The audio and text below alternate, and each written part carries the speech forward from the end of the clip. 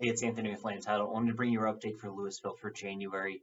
That big blue dot on the screen would be where we are for the year. It looks like we're right in line with where we were in 2021, but I would have to say that I would argue the composition of sales in Louisville is drastically different from this year and last year. So I don't think it's anything to be concerned about. You can see the median home sale price came plummeting down too, and that's largely due to just the product type in Louisville that's been selling.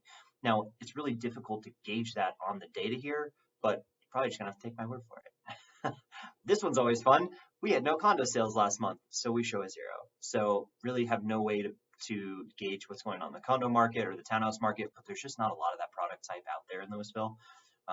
If you look at price per square foot, you can see that price per square foot is quite a bit down as well.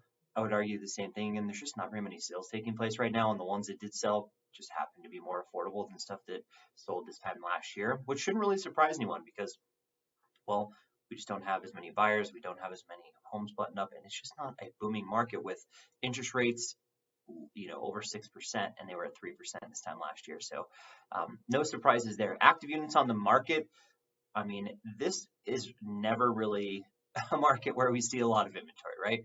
We are at an extreme low level again, 19 units on the market. It's only 18% up.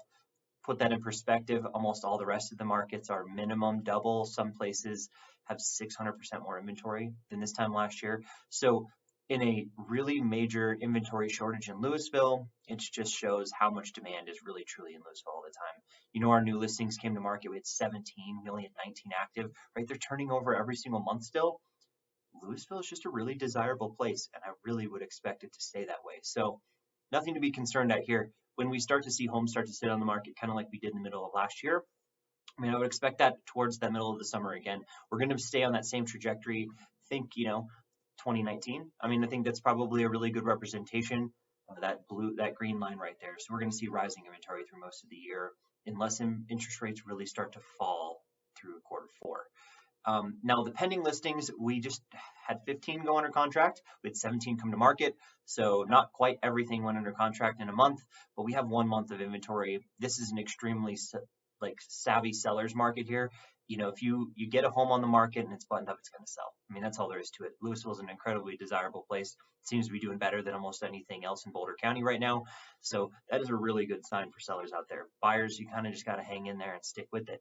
Even stuff that had been sitting on the market for a long time last month went under contract. You can see that in the days in MLS because with not a lot of sales taking place, they're going to be really skewed by some of those homes that might have been on the market for 300 days, right? So we had an average of 112 days in the MLS. You can see it bounces around quite a bit, but expect this to trend down back into that 20 region by May. So don't expect it to take 100 days to sell a home in Louisville.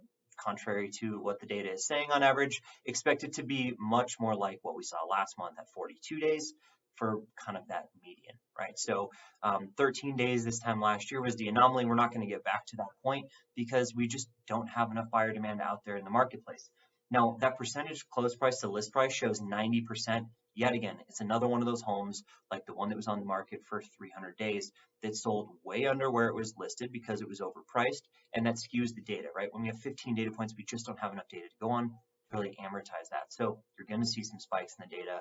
Expect this to be really similar to 2019. We're going to see 98% listed sale price up to maybe 100 by May.